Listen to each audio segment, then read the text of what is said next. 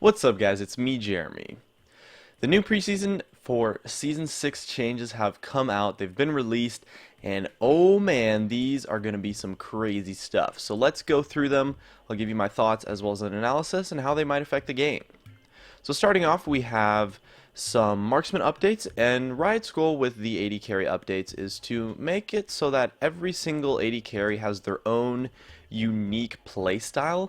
But what this means is about every single AD carry champion in the entire game is going to receive huge changes to their kit, and it's going to really shape the way that they play.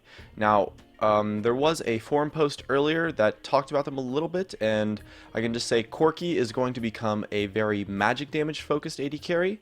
Misfortune is going to become sort of like a wombo combo AoE AD carry, and her ultimate's going to be able to crit. And so Graves is going to become like a sort of burst damage AoE combo kind of guy, and he's going to have a buckshot effect on his auto attack. Caitlyn's going to become somewhat of like a zone control marksman. Her traps are going to have a charge system now, and if you land her net or a trap on a target, it's going to give you a guaranteed headshot. As well, Kog'Maw is going to become like the maximum damage hyper carry, and his W is going to double his attack speed completely, surpassing the attack speed cap, but at the cost of reducing his AD to 60%. Overall, it's still a massive damage increase, so Kog'Maw is going to be doing loads of damage. And lastly, we have Quinn, who is going to be like this roam, hyper mobile, very fast. Not hyper mobile in fights, but has a lot of roaming potential. Her ultimate's no longer going to be used for assassinations, and is rather going to become a secondary form, like something like Nidalee, where she can just use it at will, and it's going to help her roaming a lot. And the AD carry items as well are going to receive a lot of overhauls. The item changes haven't been released yet, but it's looking like they're going to increase the diversity, and overall, I'm really excited for the marksman role in the new season. I think it's going to be really good. As well, we got some changes to the masteries, and I think these mastery changes were honestly something that should have happened a long time ago, and really the goal behind it is to make it so that the masteries are much more impactful than they are right now. So they're going to be in a tier system, tier 1, tier 2, and tier 3, kind of like runes, I guess.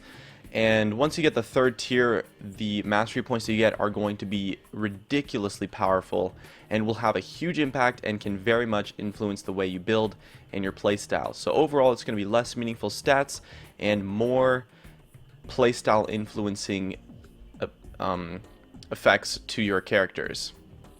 And that's going to be pretty exciting. I'm looking forward to that.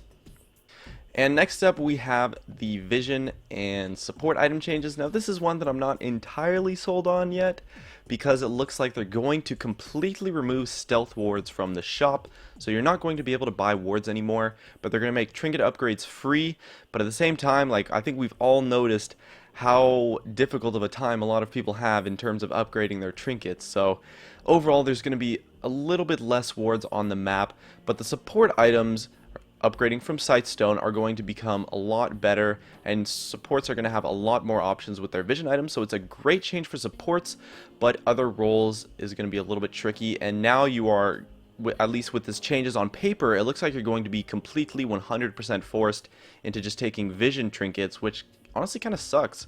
I'm not sure if I like that yet. We'll have to see how it plays out though. So next up, we have the starting items. Looks like the general idea with the starting items is they're going to make it so that you have a lot more dynamic choices, because right now the problem that Riot has with the starting items is that sometimes a lot of these items favor play styles or certain champions, and that in turn creates a couple of balance problems here and there, especially in the early game laning phase. So they want to make a lot more dynamic starting items. They're going to increase the cost of health pots to make it so that it's a very sustain focused item, so that you either have to choose between an item that gets you health pots or an item that doesn't get you health pots, and maybe the item that doesn't get you health pots is reasonably powerful and has some kind of sustain in its own way. They're also going to remove mana pots from the game.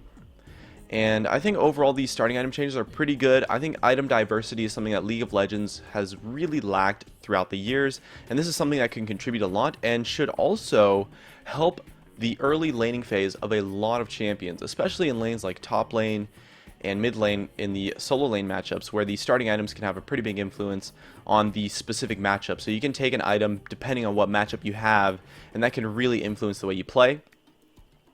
And lastly, let's play the video here. I really like this change. This is probably my most favorite change of the entire preseason here. and it's that they're going to add an objective at the Baron Pit before 15 minutes.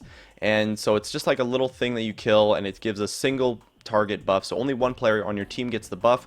But I think it's a huge impact to top lane in terms of just putting an objective on the top side of the map. I think that's a really important thing, and a big part of why top lane kind of tends to be isolated is because of Dragon being in the bottom lane. And since League is such an objective focused game, you know, a lot of times there's not too much action that goes on in the top lane, since there's no reason to fight top lane, since there's not really many objectives you can take other than just the top lane turret. But this change is going to be awesome. I'm looking forward to that. It doesn't look like it's going to be too strong though, so I'm not sure how impactful it's going to be compared to something like maybe Dragon that can potentially have a huge impact on the game.